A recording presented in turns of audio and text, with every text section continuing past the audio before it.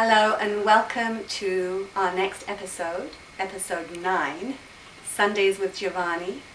And I'm Susan Lange and I'm interviewing or having a chat with Giovanni Maciocia in his library. So we call these library chats. And I just want to let you know that some people have thought that these were planned interviews, and they're not. They're just not, they're improvised chats, because often I have a burning question that students have asked me, and I come to the Master Scholar Giovanni to answer the questions for me. So sometimes I put Giovanni on the spot, many times, I apologize, but they are, I'm just always in awe of the way Giovanni is able to draw from this deep wellspring from inside him and his knowledge. He must be channeling the ancients, I think. And it's always fascinating, and I always feel that it's so relevant and topical to our day and age, our modern day and age. And hopefully these are helpful for you, and we hope that you're able to actually use this in your private practice immediately, or in your life with your family and friends. So today we are continuing our little mini-series on the spirits of the 5 elements. And one of the reasons I brought this question to Giovanni, what are the spirits and how do they affect us, is because sometimes in our current day we seem to be so scattered. And the Chinese, it's very important to them about everything flowing and being in balance. So Giovanni's been talking to us about what happens when a spirit of an element or an organ in the body is out of balance. And today we're going to discuss Je, which is actually my favorite. I know you said Hun was one of yours, or one of the most common syndromes, but to me so much comes back to the kidneys and the Je. So over to you, Maestro. Thank you, Susan. So far we've talked about the Shen of the heart and the Hun of the liver. So this is the Je of the kidneys. And the word Je can be translated in many different ways. In my books, where I usually translate all Chinese terms, I call Je the willpower. We'll see in a moment why. And it's an acceptable translation of the word Je. But as it happens in Chinese language, one character can have simultaneous translations, all of them acceptable. So willpower is only one aspect of the Je of the kidneys. By the way, before we go on talking about the Je, I want to say something to clarify a little bit what we said about the Hun. We're talking about the 5 spirits, right? You're right. But the Hun and Po are completely different than the other 3. Yeah. Totally different. Shen, Yi, and Je together correspond basically to our cognition, memory, and emotions. So heart is cognition. All 3 together. All 3 together. If you ask me, what does memory depend on? Which organ does memory depend on? I would say heart, spleen, and kidneys. All 3 of them. So heart, spleen, and kidneys. Yeah. The Shen, the Yi, and the Je. Shen, Yi, and Je. Cognition. Cognition, memory, and emotions. Memory Crucially, and emotions. also emotions. Crucially. Emotions, and that is part of the whole flow of the Je, the Shen. Yeah, basically corresponds to the Western view of the nervous, of the cognition and memory. Okay. Hun and Po are completely different. And how do we know they're completely different? Because their characters contains the character for Gui. So Po does too. I know we talked about Po that. does too, yes. Oh. Yes. Now, just as an aside, we have a whole little episode on Gui. I think it's episode Yeah, we did 3. that. Yes. Gui, what is Gui? Gui is basically the soul of a dead person, Yes. or the spirit of a dead person. And as we saw last time, the Hun survives after death, and the Po doesn't, because the Po belongs to earth, so it dies with the body. The Hun does not. And as I said last time, it has nothing to do with reincarnation. No. These ideas were in China before the introduction of Buddhism. But the important thing is that they are gui, or not that they are gui, but they have the nature of a gui. And what does that mean? Mm-hmm. That they have their own independent existence from the Shen, Mm-hmm. their own life. The Yi of the spleen doesn't have its own independent existence. Mm-hmm. Depends on the Shen of the heart. Mm-hmm. They go together. They're very closely related. Shen, Yi, and Je. Hun and Po are two souls. They have their independent existence. One ethereal and one corporeal. So the Hun is the ethereal and the Po is the corporeal. So Yeah. that's the body soul. Yeah. And the Hun is the ethereal soul. Yeah.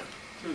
And as I said last time, Chinese books, when they talk about Hun and Po, they always mention the theme of movement. They move. Mm-hmm. What moves with the coming and going of the Shen is the Hun. That's what all the books used to say. So the Shen moves because of the Hun? Because of the Hun, yes. Otherwise, if there wasn't Hun moving, Shen It- would be more peaceful? I Or wouldn't still? necessarily say peaceful. More, no, Because we know it it wouldn't function very well No. without that movement of the Hun. So The it- movement of the Hun is essential. So it cannot survive. Shen cannot survive without the Hun. I wouldn't even say it cannot survive, but let's say it will be like a person. Have you ever heard of the case of a HM in psychiatry? HM was famous in psychiatry because he was someone here in America I think you were talking about... who was identified by his initials, HM. He was someone who had terrible, terrible epilepsy as a child. Mm-hmm. Terrible, like 50 attacks a day. So he was operated on the brain, which helped the epilepsy, but he lost his memory. His memory from that time onwards. So he didn't remember anything, and he had lost his short-term memory. If you went into the room, you say, "Oh, good morning, Mr. HM."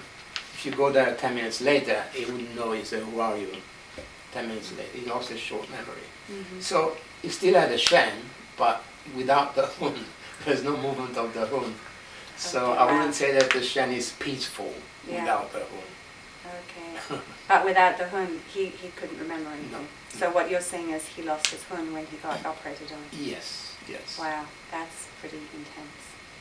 So I just wanted to say that as an introduction. We're talking about the Je, and the Je, Yi, and Shen go very much together, very closely related. Okay. As I said, if someone asks me what does memory depend on, I would say all three of them. Mm-hmm. Shen, Yi, and Je. You can try and find different ways in which they affect different types of memory, but basically there's an overlap. There's a lot of overlap between the Shen, the Yi, and the Je. So just to clarify then, Mr. HM, who lost his memory and he lost his Hun, is that a different type of memory from the memory connected with Shen, the Yi, and the Je? No, it's part of it. It's part of it. Yeah. Okay. So, going back to the Je is the spirit of the kidneys. You can translate it as willpower, and it does definitely influence your willpower, Mm-hmm. your determination, your enthusiasm. For example, we said that the Hun is responsible for planning and your sense of direction in life and things like that. So you could have a good Hun, so to speak, good Hun, and you know what you should do, but you still need a Je to do it. Without Je, you wouldn't do it, because the Je gives you that strength, that initiative, that willpower to do it. So if you take as an example, often these days there are kids who, they have ideas and dreams and visions, but they can't actually put it into action. That would be the That Je. would be weak Je. But even worse is not having those ideas, which depends on the Hun. Mm-hmm. It's even worse, I would say. Okay. So you need two stages.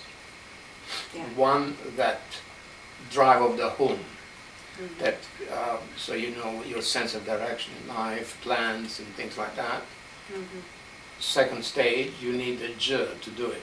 Yeah. So you have to have both. Well, of course, yeah. And Je, interestingly, the term Je, was introduced by Meng Ze, not the doctor. which is interesting. There are quite a few things in Chinese medicine that were actually discussed or introduced by philosophers, the Chinese philosophers. Okay. There's a kind of an overlap. This philosopher talked about, many philosophers talk about qi all the time, for example, and Shen as well. And interesting, the word zhe was introduced by Mengzi, M-E-N-G. I don't know him. I've never. He's a famous Confucian philosopher, around 300 BC. He's the one who said that human nature is inherently good. Okay. We don't need to work at it. Human nature is inherently good. Unlike Xunzi, another philosopher, another Confucian philosopher, who said that human nature is potentially bad and you need to work at it. You need to train it to become good. Mengzi said we need that. And what do you think? Out of interest. I think it's inherently good. So you are a Mengzi follower. Yeah. Mengzi was a great philosopher, very interesting theory of the four hearts he had. Okay. And anyway, he introduced this term zhe, which he said is will. He considered it the will. And that's what we say in Chinese medicine too, as I said. That's why I translated it as willpower. Yes. And by the way, the character for zhe is here. I don't know if you can see it. The character at the top is zhe, and you can break it down into two parts. The bottom part is the heart, and the upper part is she. And as you can see, the meaning of she is a scholar, can be a general of an army, an important person, what else? A soldier, a gentleman, a person trained in a certain field, also a general and an officer. So that's that one that's in the middle here. In the middle, yeah, That's sure. Okay, got that one there. Okay, Okay. so we've got the one at the bottom, which is the heart, The heart. and then the one in the middle, which is the top of the character, which is the scholar. So this gives you an idea. So the zhe influences the heart, Okay. and it is an important person, a leader. Let's say A a leader. Yeah, that's probably the best English word. A leader. So, and it gives that to our mental, emotional life. So again, it gives like a structure, A structure, yes. and that willpower is the structure. And it's interesting, of course, that it has the heart at the bottom. So it indicates the connection with the heart and the Shen of the heart. Is it about keeping the heart in balance? Yes, keep the heart in balance Like and an anchor? yes. And giving that quality of the leader, someone who's That's pretty powerful. very powerful. Yeah. Is it intention as well? Intention as well, yes, very good, yes. Another ancient text that does use actually the word That would be intention, yes. Yeah. See, very cool. This is where it begins, the intention. And interestingly, not by chance, it resides in the kidneys, which houses Jing. See, another of my favorites, Jing. The essence that we derive from the parents, that determines our constitution. So that comes from like ancestral qi. Ancestral qi, yes. So the parents. So this is really important. It's important that the parents have good jing, for you to inherit good jing. Yes. And good jing. Shall we define jing in another episode, or? Probably we'll leave it for another episode. Yeah, but we will keep you hanging. It's interesting that the zhe resides in the kidneys. So the kidneys is the foundation. Yes. The water belongs to water. The heart is at the top. Yes. So you need that foundation.